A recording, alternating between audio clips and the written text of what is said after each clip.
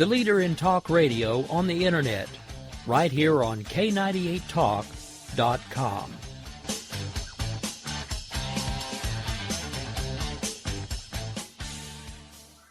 Is debt beating you down? You need discipline. You need the Debt Ninja. If you've been caught in a financial trap and need to be set free, then you need the Debt Ninja. Want to stop those harassing collection calls? Start saving thousands in interest and fees and get out of debt fast? Then you need to call the Debt Ninja. The Debt Ninja will find the best companies across the country that will help you consolidate all your bills into one easy payment, reduce your payments by 30 to 50%, and get you out of debt fast. If you have unsecured debt of $10,000 or more, such as credit cards, loans, or medical bills, call the Debt Ninja for a free 15-minute consultation. Call 800-826-1246. 800-826-1246. That's 800-826-1246. Call today. The Debt Ninja.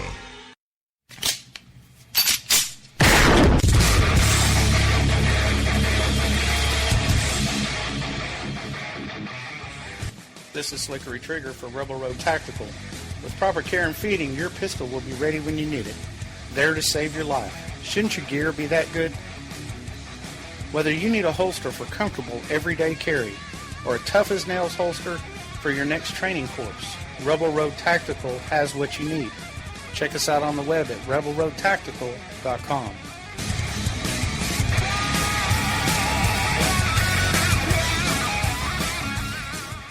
Tired of paying outrageous prices for Viagra? Well, we have great news for you. Now you can finally get Viagra at huge discounts. Healthy Man allows you to save up to $500 on Viagra. Why pay U.S. pharmacy prices of $15 per pill or more when you can get Viagra for less than $3 a pill? Call today and get 40 Viagra pills for only $99. This can cost as much as $600 at your local pharmacy. You can't afford not to call us. If you want Viagra at the lowest prices, never pay $15 a pill pharmacy prices again. Get Viagra for less than $3 a pill. Call 1-800-516-7602 today and save up to $500 and get 40 pills for just $99. Healthy Man is fast, easy, and affordable. Operators are waiting at 1-800-516-7602 to take your call right now. Call 1-800-516-7602. That's 1-800-516-7602. Again, 1-800-516-7602.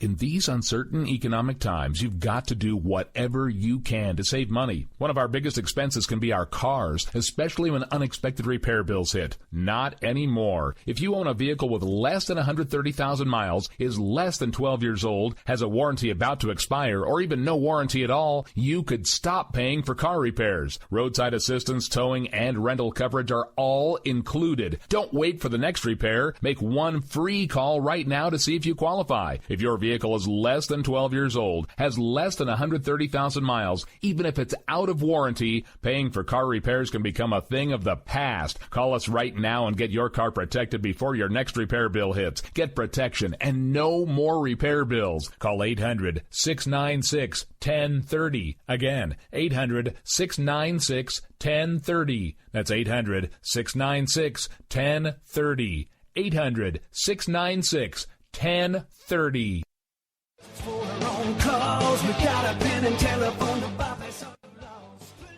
All right, folks, this is Rick Robinson with you. I want to tell you about some friends of mine from a company called Security Enforcement Specialists. When I ran my security agency for 12 years, I worked with one of these partners on a daily basis. He's been involved in this agency now, and with his other partner, they do have over 30 years of experience in the private security industry. If you own a business and you need someone to keep you or your customers or residents safe, then I highly recommend contacting Security Enforcement Specialists today. Give them a call at 405-703-1796. Again, that's 405-703-1796. Again, tell them Rick from K98 Talk sent you. Like I said, if you need the help, they are here for you. So make sure that you go look them up, check them out, and see what they can do. Wrong way. Welcome to the place. Individuals and businesses with tax problems, listen carefully. Do you feel like you're losing control over your finances? If you owe over $10,000 in back taxes or have unfiled tax returns, we can help you take back control. The IRS is the largest and most aggressive collection agency in the world, and they can seize your bank account, garnish your paycheck, close your business, and file criminal charges. Take control of your tax problems now by calling the experts at Tax Mediation Services and take advantage of the Fresh Start program and new laws that may allow us to negotiate a settlement for the lowest amount possible. Our team of tax attorneys and enrolled agents can stop collections and get you protected so you can take control of your financial future. Tax Mediation Services is accredited by the Better Business Bureau. Call now for a free case review and a price protection guaranteed quote. Call Tax Mediation Services now at 800-610-9050. That's 800-610-9050. 800-610-9050. The Internet will never be the same. You're listening to K98Talk.com. Wow. Good God, y'all. What is it good for? Absolutely. Let's get started. And so, my fellow Americans, ask not what your country can do for you. Ask what you can do for your country. Freedom is never more than one generation away from extinction. We didn't pass it on to our children in the bloodstream. The only way they can inherit the freedom we have known is if we fight for it, protect it, defend it, and then hand it to them with the well-taught lessons of how they in their lifetime must do the same. I'm not ready to end the fight.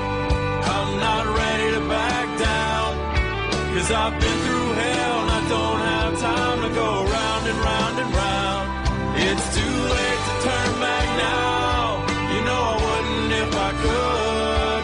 'Cause I'm proud as hell. I can't bring myself to do what it is you think I should.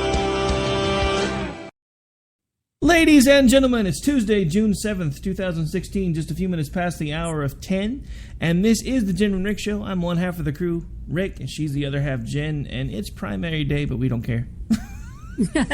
No, not really. New Jersey, you had one job. Just one. And you never mind. All right, so Miss Jen, how are you? I know we haven't really talked much since the end of last week, so how are things going with you?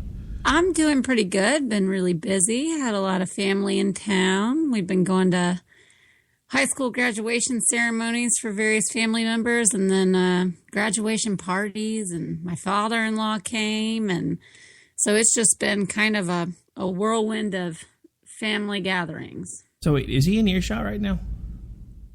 No, he's in another room or upstairs or something, but he can't hear us. Okay, just checking, because is it as awkward for you when your father-in-law comes into your house as it is when my mother-in-law comes into my house? Yes. Okay. Yes. I'm just wondering. Painfully so. I'm just wondering, because see, that's the thing. My father-in-law passed a little over a year ago, but he was like the best guy ever. I loved when we would hang out, but I don't know what it is about the wife's mom. Maybe it's because it's the opposite gender. But I don't know if that works either, because my mom and my wife don't get along. But then again, my mom and I really don't get along, so maybe that's just my mom. There seems to be a common denominator there, so who knows? But yeah, I was just kind of curious, because it just and I guess the thing for me is I don't really understand some of that, because my mother-in-law doesn't live that far away, and yet she still felt the need to come and stay for like 4 nights the other day. I'm like, you live like 40 miles from here. Why do you need to stay 3 nights in my house? Yeah, my in-laws both live in Kentucky, so and they're not together, so they usually come separately. So that carves out, various times. But he's a professor, so he has the summer off. So he usually moseys on over here sometime in June. So that's where we are. So is he one of those cool professors, or is he one of those everybody's dumber than me professors? No, he's pretty cool. Okay, just he's pretty cool. I have a couple of older friends who are professors, and they like to treat everybody who does not have a degree like they are idiots. Yeah, it's just kind of interesting. Things can be a little lectury sometimes, but not overwhelmingly so. It's just, And just to clarify, I've got my routine. I've got a 2-year-old. Yeah. we've got a lot of family stuff going on, the last couple of weeks. So anything like that always kind of throws you off a little bit. And just to clarify, in case you're listening, Dr. A, that comment was not directed at you. All right, so lots of stuff going on in the news. I thought we'd kind of just do kind of a quick overview and then see if anything kind of tickled the fancy a little bit and we wanted to talk about it. One of the first things that I noticed is we do have a certain senator who once was endorsing Donald Trump, who now no longer is endorsing Donald Trump. Apparently, even Paul Ryan is kind of doing the dubstep when it comes to the whole Donald Trump thing, because apparently he was trashing him on the news today, and I hadn't been able to find any audio of it, but I kept hearing over and over again that he was not being very speakerish, shall we say, about the whole Donald Trump thing. And I think the thing that is completely just throwing me for a loop is now the media is all of a sudden talking about how Donald Trump is not going to be able to hold together the Republican Party. Well, no crap, genius. Where have you been for the last 6 months? We've been telling you that the people that truly consider themselves conservatives, not the alt-right guys and not the I'm mad so I'm going to vote with my feels guys, are not going to vote for him. So no, there's no way he's going to hold together the conservative vote, because too many of us think he's crazy. And now we're seeing more and more proof that he is crazy.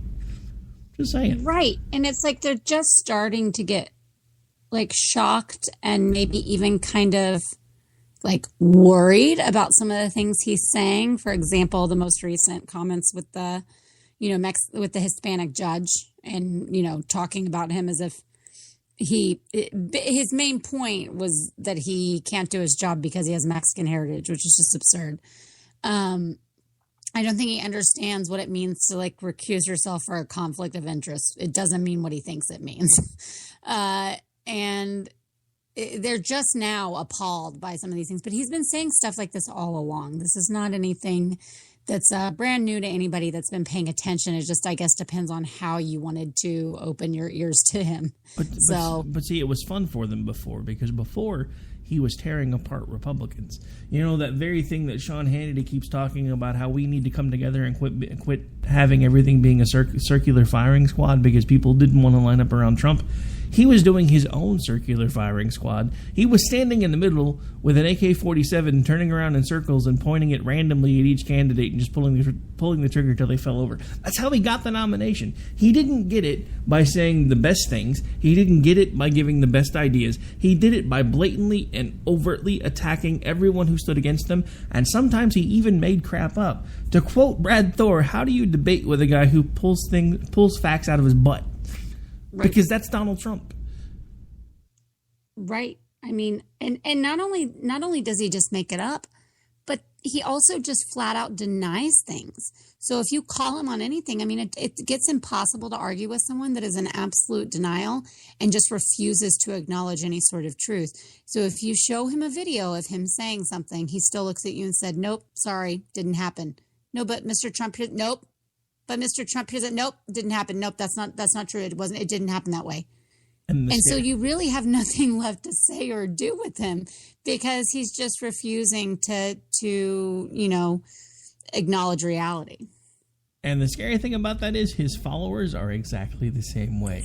I have shown them the 60-minute interview segment over and over and over again where he says, this is a very un-Republican thing for me to say, but as far as I'm concerned with healthcare, everyone needs to be covered. Okay, well, Mr. Trump, who's going to pay for it? The government's going to pay for it. Well, how are you going to make the government pay for it without it becoming a single-payer system? The government's going to have to pay for it, but it won't matter because we're going to make so much more money on the back end once the government has control of it that it's actually going to save us money. He's saying the same exact things Obama said while trashing Obamacare, but wanting to turn it completely single payer.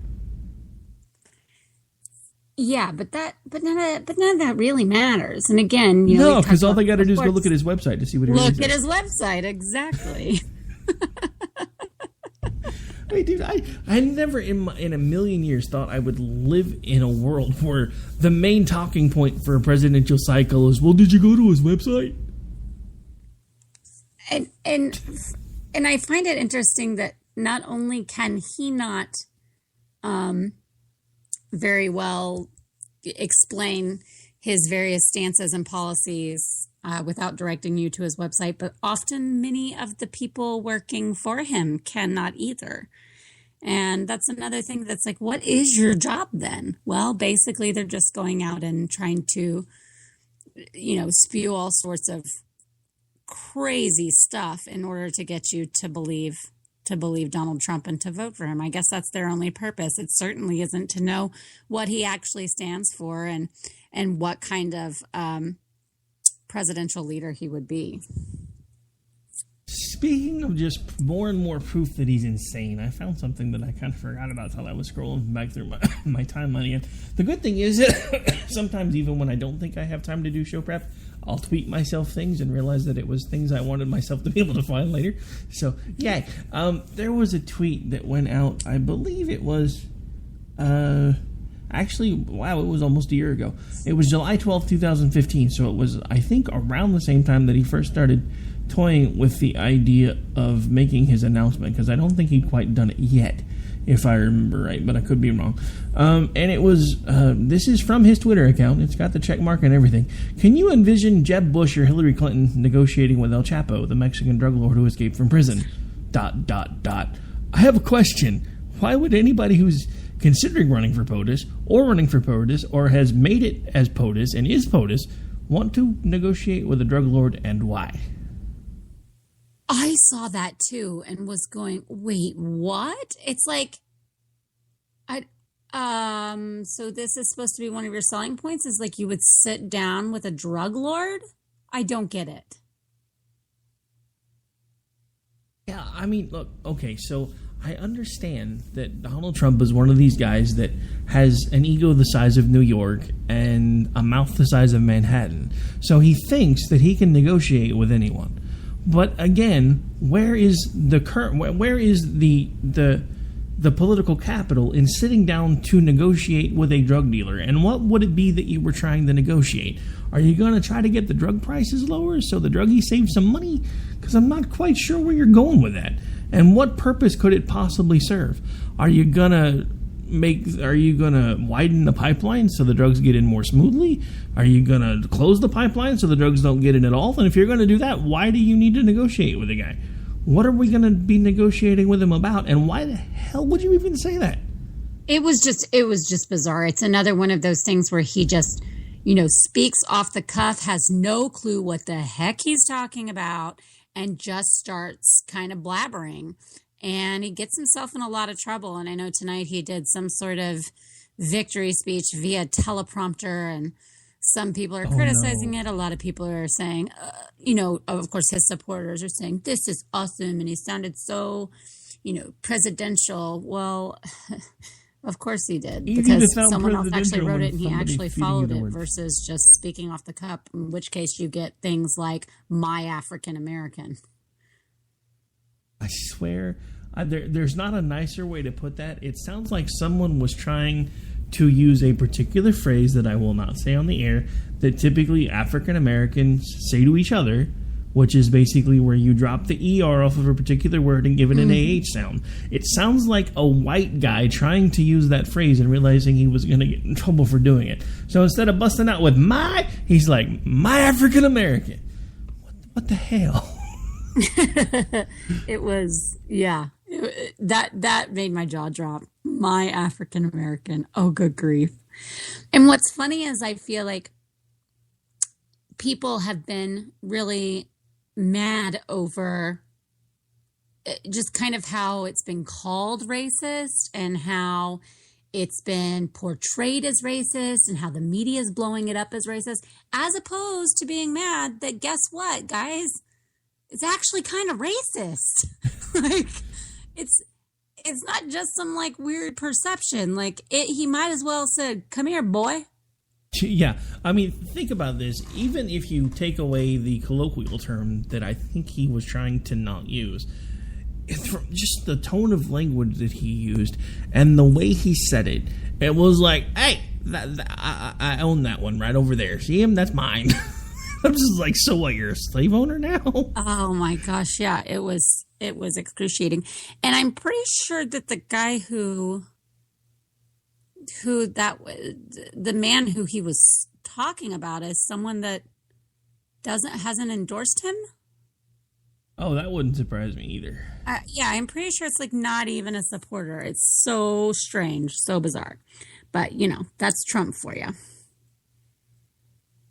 Yeah, okay, I can't remember. We were talking a second ago about Kirk kind of, did you mention that Kirk unendorsed Trump? Actually, we hadn't mentioned his name yet, but yeah, Republican senator, get paid to talk for a living, can't pull it off. Mark Kirk is the one that we were talking about when we opened the show that has rescinded his endorsement for Donald Trump. I would love to know how often this has happened. I mean, it can't be all that much, right? I mean, we just haven't had someone that's like so horrifying like Trump to be like, oh, hell no, I'm taking that back. I don't think it's happened in my lifetime. When we go to break, I'll see if I can find anything on Google to shed any light on it. But I can honestly say in my lifetime, I don't think I've ever seen anybody from any side of the aisle say, yeah, you remember that endorsement? Yeah. F that, dude. This person's nuts. I'm over it. I'm done. I'm out. Dropping the mic. Out. No. Seacrest, out. And I know there's been some other people that have been asked to, we were talking about Paul Ryan, kind of walked it back a little bit. He's kind of staying away. Rand Paul also, he's getting cornered about it. And he's like, I signed a piece of paper when I ran for president saying I'd endorse the nominee. And they're like, so you endorse Trump? And he's like, I signed a piece of paper saying I'd stand by the nominee. Like, he's not really, he just kind of keeps repeating the same phrase. Like, he refuses to say Trump's name, which I find pretty funny. You have me on paper stating that I would do this thing, so I'm doing this thing, but I'm not mentioning the name of he who shall not be mentioned. Please, don't push it any further. Don't ask me about it again. I honestly hadn't heard about that, but that doesn't really surprise me either. I mean, the whole thing about it is, and it's only going to get worse because now there really is a spotlight shining on him before. There was a spotlight before, don't get me wrong. He'd probably brought more attention to a presidential primary than anybody else in history, at least for the foreseeable history around this time frame. But the thing with it is, now all of these people that were paying attention are now seeing a spotlight being shined in so many different places, and a lot of them are starting to look and going, what did we get ourselves into?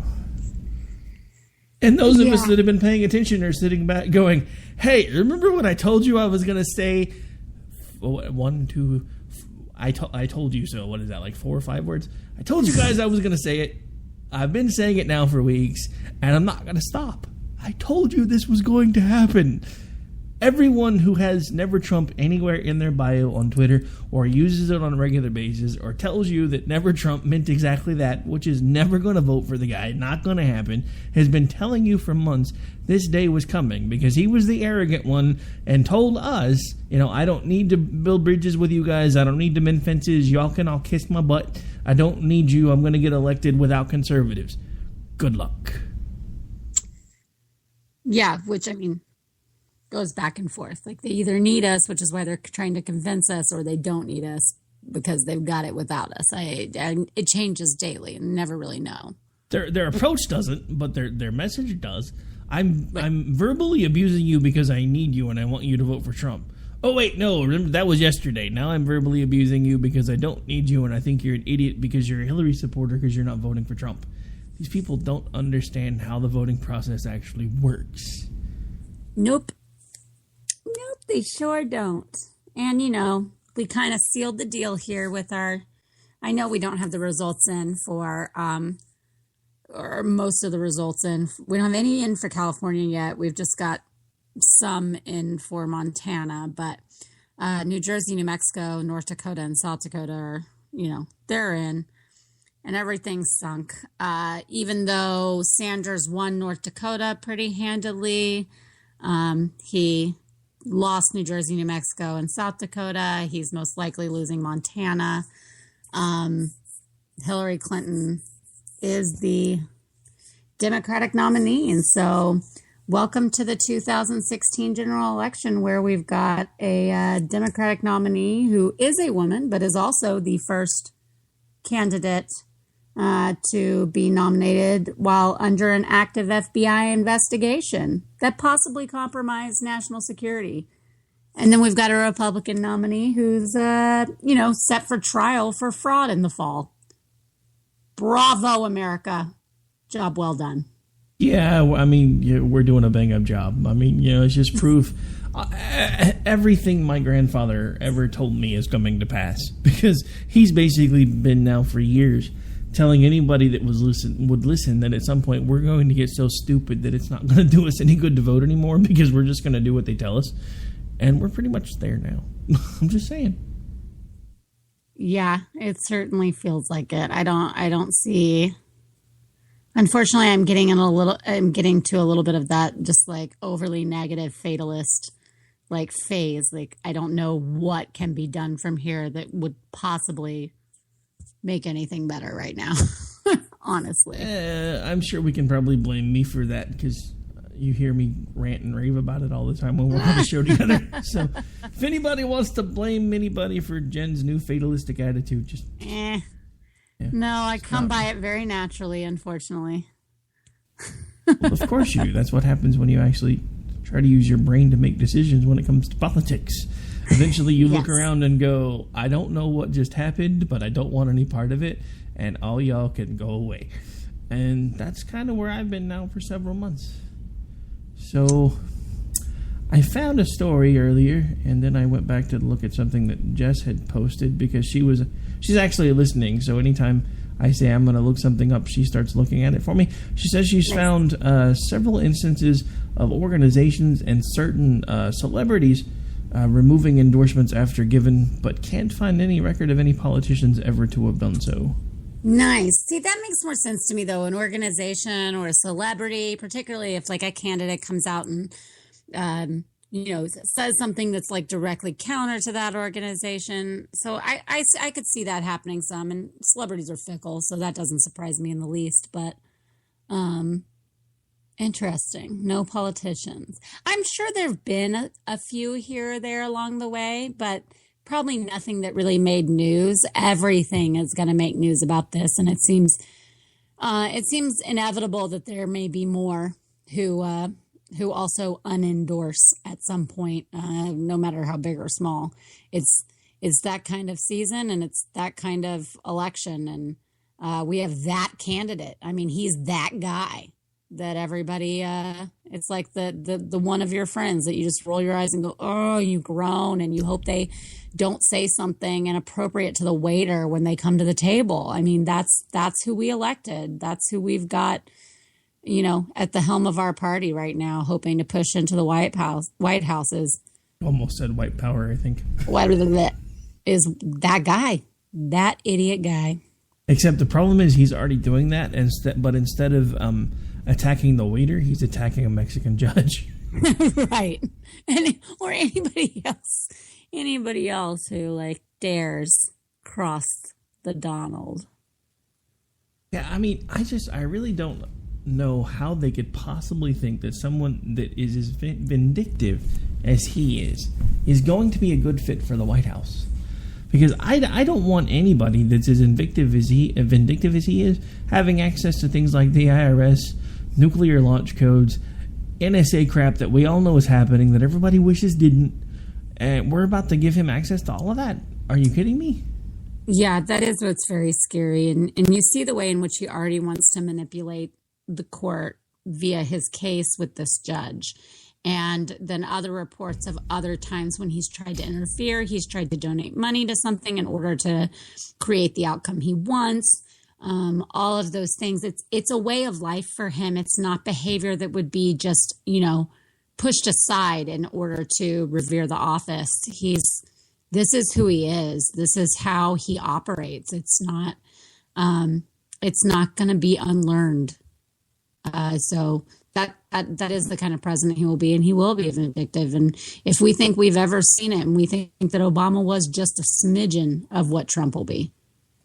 So I have a question, because you remember his big slogan, "Make America Great Again." It's now become it became a hashtag, and they decided it was too long, So now it's just hashtag MAGA, and everybody puts it out all over the place. What if I told you that Mr. Make America Great Again actually is quoted as to say he doesn't actually like or believe in American exceptionalism?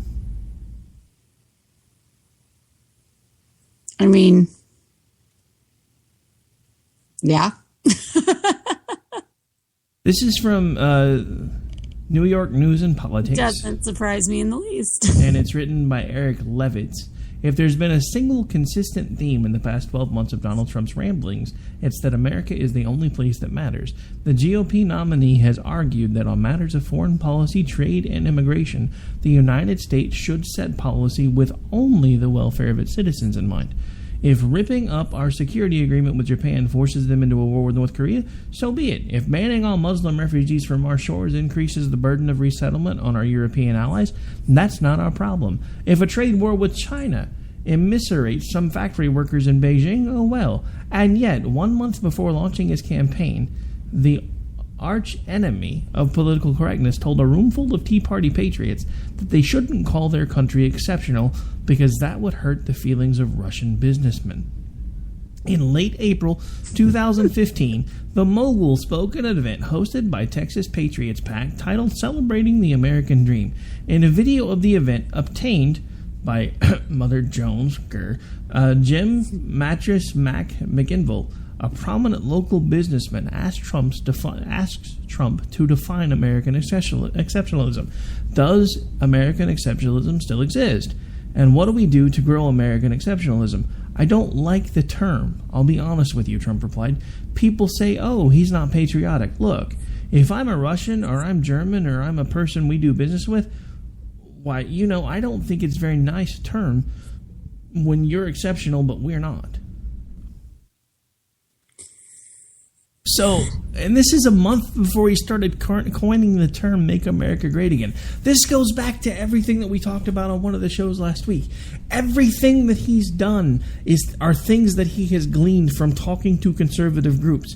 He got his policy on the Second Amendment after meeting and talking to the NRA. He got his Make America Great Again whole friggin' campaign slogan. I guarantee you he thought of after he talked to these people, because that was their big thing, is America is exceptional.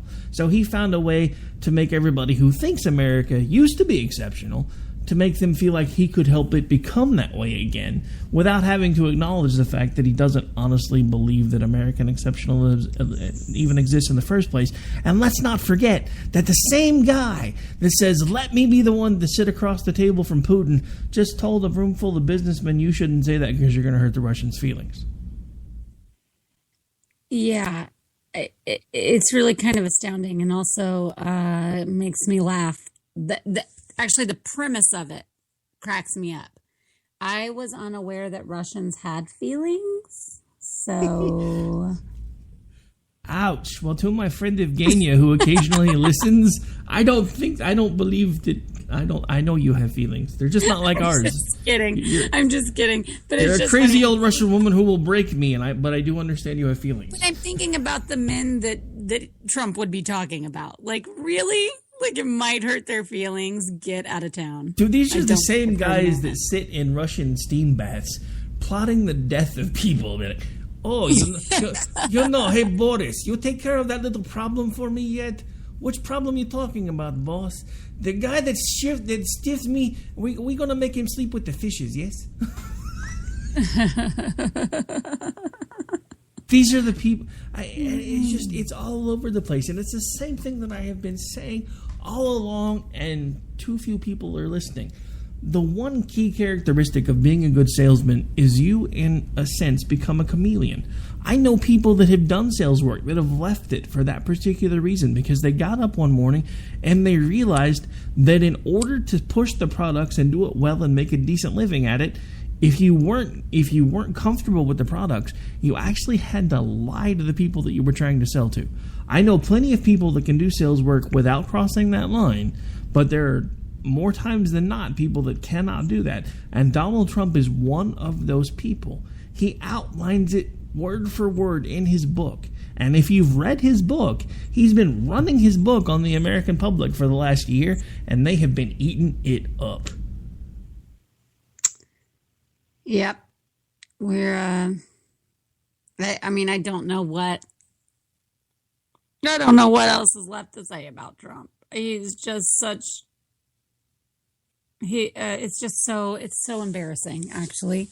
It's just embarrassing that this is these two people are supposedly the best options that we've put forward. That's who we're having the public choose between. And, a lot of the public that's going to have to go vote in the gen are not necessarily people that all vote in the primaries. And so that makes it even more like, ugh, I wish they had voted in the primaries, but maybe it wouldn't have been any different. I don't know.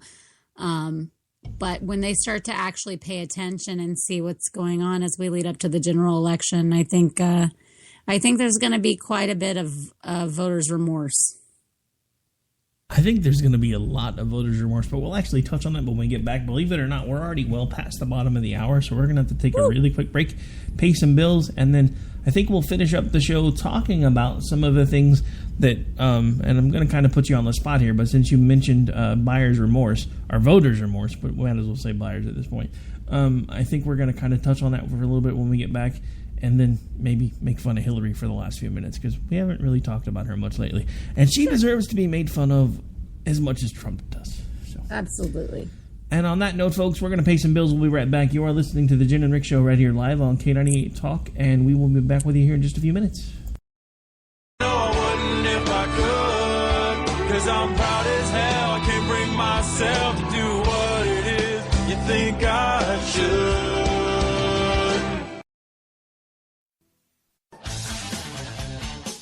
The leader in talk radio on the internet, right here on K98Talk.com.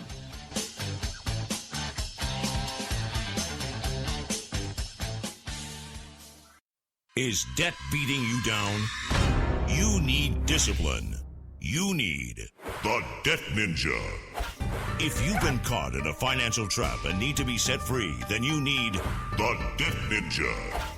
Want to stop those harassing collection calls, start saving thousands in interest and fees, and get out of debt fast? Then you need to call the Debt Ninja.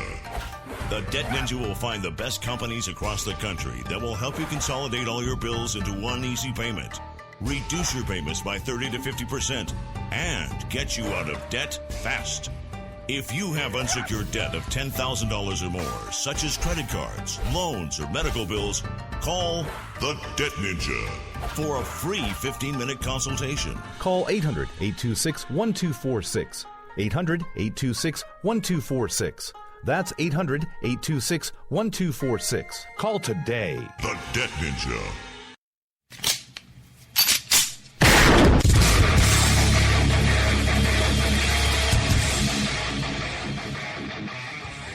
This is Slickery Trigger for Rebel Road Tactical. With proper care and feeding, your pistol will be ready when you need it. There to save your life. Shouldn't your gear be that good? Whether you need a holster for comfortable everyday carry or a tough-as-nails holster for your next training course, Rebel Road Tactical has what you need. Check us out on the web at rebelroadtactical.com.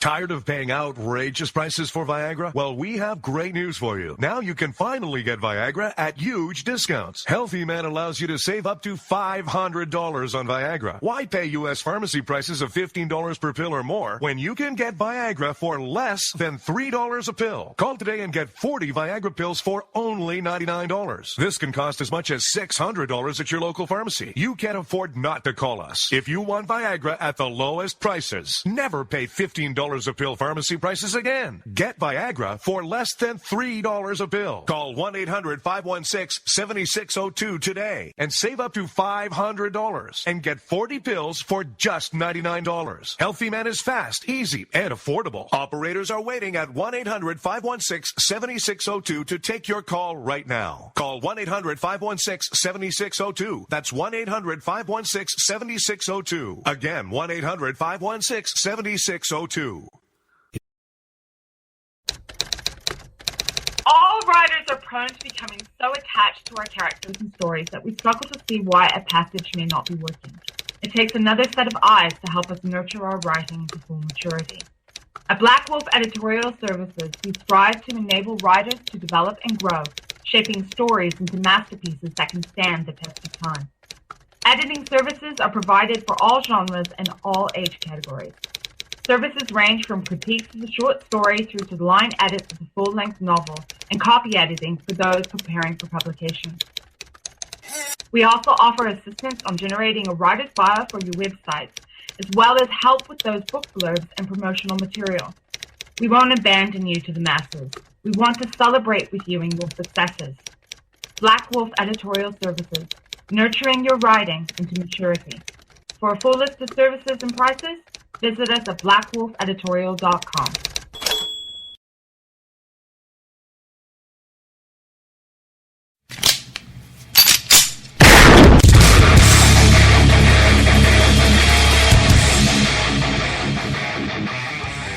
This is Slickery Trigger for Rebel Road Tactical. With proper care and feeding, your pistol will be ready when you need it, there to save your life. Shouldn't your gear be that good? Whether you need a holster for comfortable everyday carry or a tough-as-nails holster for your next training course, Rebel Road Tactical has what you need. Check us out on the web at rebelroadtactical.com.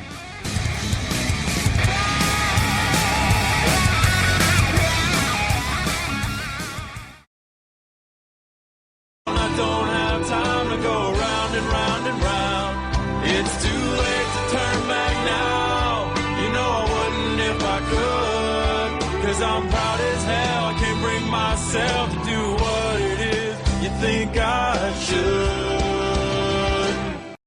All right, ladies and gentlemen, we are back. We are live. This is the Jen and Rick Show, and you're listening to us on K98Talk.org, also heard on AMFM247.com, as well as SHR Media, ICRN, and other outlets available everywhere, including iHeartRadio, just in case anybody was wondering. All right, so before we went to break, we were talking about the fact that we were going to come back and actually spend at least the last little bit of the show bashing Hillary for a change, because everybody knows that just because you're not for Trump doesn't mean that you are for Hillary, and we don't like her either. But I thought maybe we'd spend, because we are down to about 15 minutes, I thought maybe we would spend a couple minutes. Let's just play devil's advocate for a moment, and I'm actually going to run it from both sides of the table. So let's say that Donald Trump is the one that not only wins the general election but gets sworn in January. How do you think the first 6 months of his presidency are going to play out, and what are some of the things that you're afraid of? Oh, Lord. The first 6 months. Well, I think the first 6 months will be a lot of chest pounding, actually. Because I think it'll be a mad scramble for him to figure out just what the heck he got himself into. And he's going to have to go through a real crash, as all new presidents do, have to go through a real crash course of foreign policy, national security, things to deal with the economy and all sorts of inner workings of that level of the government, that even those that have been involved prior are still not quite, up to speed on. So for him, it would be a huge crash course. I don't know if he would. They better start trying to teach him by osmosis. Yeah, how well he'll actually take it. But, and then my fear is that he won't. He won't want to learn. He'll want to bulldog and, his way through it and, say, well, too bad, I don't care about that, and that's not the way I'm going to do it, and, this is my presidency, and this is my office, things are going to be different because it's me, and it won't all be because of actual things that he believes or wants to do, but it'll be about the fact that, he doesn't quite know what's best, and he doesn't understand how everything is, but that makes him vulnerable, that puts him at a disadvantage, so he'll want to, make sure that he eradicates that as quickly as possible, which could lead to any number of crazy and or crazy things, but also bad decisions that could really put us in jeopardy. Okay, so my take on the first 6 months, and then I want to touch on something that you said that I think would shed some light on some previous presidents' actions. I really don't think too much is going to change for at least the first 6 months as far as business as usual, because, again, that's going to be when he's getting his bearings. I think you're right. I think there will be a lot of chest pounding, but I think there's probably going to be even more than that from his side that has been pounding their chest all along. And I think one of the first things that you'll see, and I think it may take longer than 6 months, all of these really vocal people that have been like, if you didn't support Trump, we're going to make sure that you're not here by the year whatever. I think you're going to see some folks that are involved in social media really start trying to push those type of things to happen. But again, I'm not sure there'll be too much as far as a noticeable crazy swing for at least the first 6 months. Now, within the first year, I think that's when we could probably see things really starting to unravel for him. But I think that's because I think you're right. I don't think he's going to want to take the tutelage of those that are going to be there to instruct him, because he's always been the boss. He's never really not been the boss. And he doesn't understand that the president, while he's the boss, isn't really the boss. And he's not going to understand that there are people that he still has to answer to. There are people that he needs to take counsel from. And I don't think he's going to be able to do that very well. Now, one of the things I wanted to touch on, because it was something that and I've been doing these shows for a while, but nobody's really talking about the getting brought up to speed on things like national security and foreign relations and things like that. Because does anybody remember all of the different things that Obama said before election about how much different everything was going to be? But versus post-election. But once he sat through all of those briefings, he started sounding like pretty much every president before him. And that's because he had a better picture of everything that was going on, even though he slept through half the briefings. Right, and his strategy, especially regarding the Middle East, drastically changed and much more resembled that of Bush's. Now he did choose some different courses of action and some different, put some limitations down. But as far as actually like, they'll all be gone by this date, nope. He completely changed his tune on everything like that. And I think, when you look at a Trump versus Hillary, as of right now, and I don't know if this will change going into as we get closer to November, but as of right now, she's not making a whole lot of bold promises about those types of things. And as she has to woo Sanders supporters, she may start to do that a little bit. She may start to make some bold promises about foreign policy and foreign affairs. She may make a few more, but she is more hawkish. She's more hawkish than Trump is. So I don't think she'll do a whole lot of that. So that doesn't worry me so much with her. And I don't worry about, I guess kind of the way that all works as far as if she's the one that first gets there and is in the Oval Office. I don't see her being like, I'm going to make all these radical changes within a month and a half. I mean, she's much more politically savvy than that. He's not. So I agree with you. I don't think some crazy stuff would happen within 6 months, but I do think once the newness of the position and everything wears off and he settles in is when you will start to see some fundamental changes and I don't even know what to expect from that kind of presidency. I mean, I gotta say, I think my biggest concern with the Hillary presidency, and this is gonna make everybody be like, I told you he was a Hillary supporter. No, I'm not. I'm just being honest at this point. I think because there are two things that overtly concern me about a Hillary Clinton presidency. First of all, she's already making noise about putting Bill in charge of a lot of the financial stuff, which, I'm sorry, the first gentleman, or the first man whore, or whatever you're going to call him, is not supposed to be doing those type of things. I mean, the first ladies have always had projects of their own that they deal with, but it's never been anything that was that instrumental. I mean, the only other time that we had anything nearly that instrumental was when the roles were reversed, and Clinton was the president, Hillary was the first lady, and they were actually trying to get a health care bill passed that was going to be done in her name, and she was instrumental in trying to put that together. So seeing this get to the point where now the shoe is on the other foot, and now I think I'm just going to start calling him that, the first man whore. I think that works so much better than the first gentleman. But now they're gentleman. He is not. Now they're making, well, I mean, it just makes sense because everybody is always like, well, what are you going to call him? I'm like, well, if it's the first lady, then the male equivalent to a lady is a gentleman. That's why they say ladies and gentlemen when they do announcements. So, I mean, it makes sense, but a gentleman he ain't, just like you said. So, first man whore it is. All right, so anyway, but, you know, to put him in charge of the economy, first of all, have you seen the guy lately? Yeah, he's not looking very good. I mean, dude, he makes the Crypt Keeper look like the Crypt Keeper's gained about 50 pounds. I'm just saying. So, I mean, I'm not sure what his physical condition is. I'm also a little more concerned about his mental condition because there's a reason I call him a man whore. I'm pretty sure if you were to get a look at his medical records, there are certain STDs that are currently devouring his brain. And I'm sure you all know which one I'm talking about. Just saying. He is not looking good health, and he's struggled with health issues for a long time. And actually, I think it's very reasonable to assume she has struggled also with various things that we've seen. But putting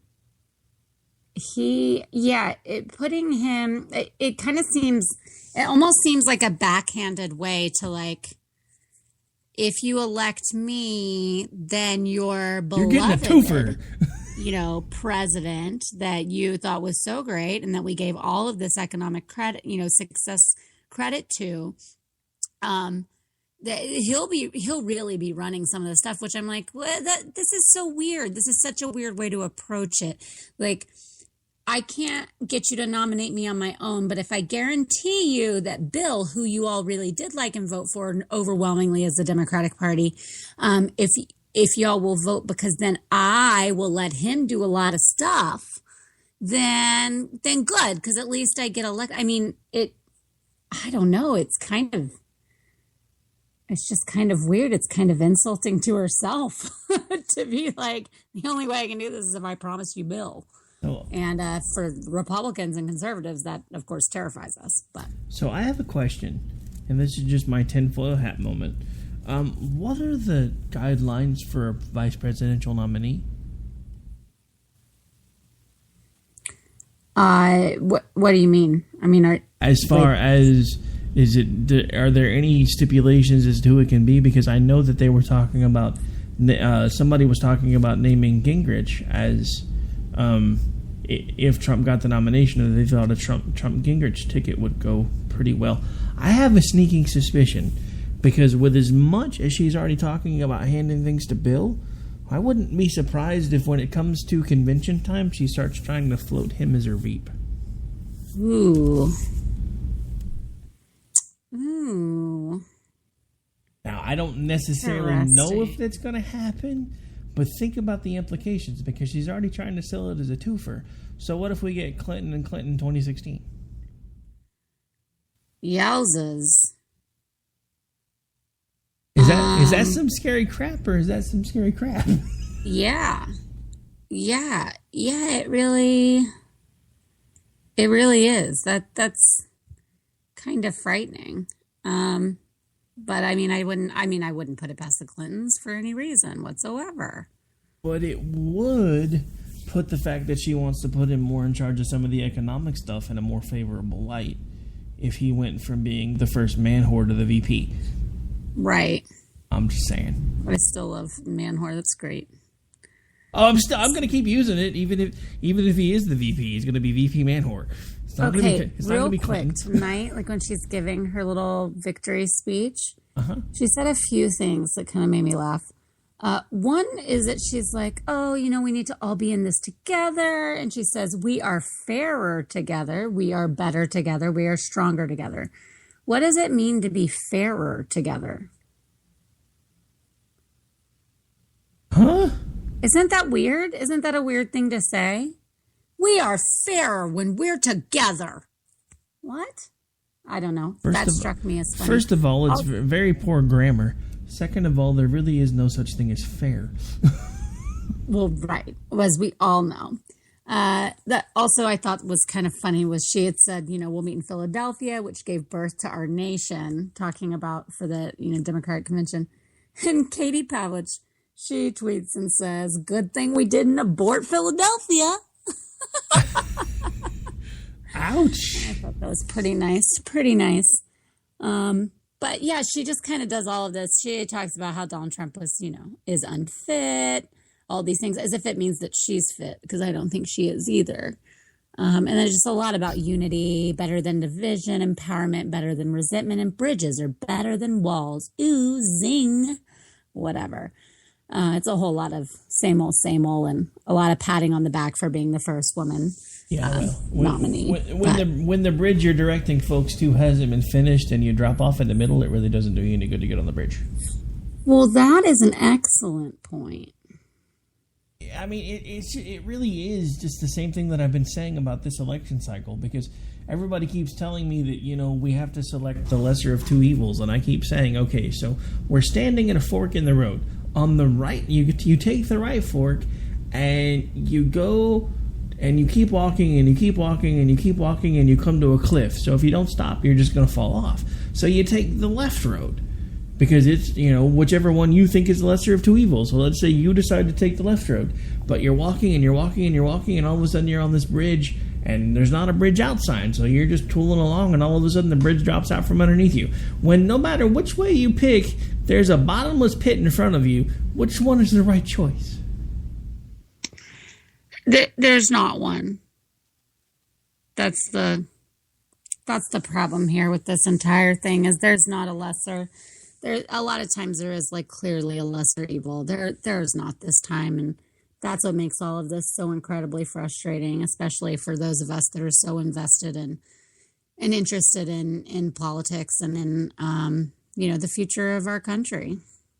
And I think that's the point that I've been trying to get across to everybody, because, look, I understand that I make a little bit of money off of this now, but it took me about 6 years to get to that point. I have bled. I have sweat. I have spent hours upon hours on top of day job time and family time trying to build it to the point where I could use my voice in a way that I hoped was going to make a difference.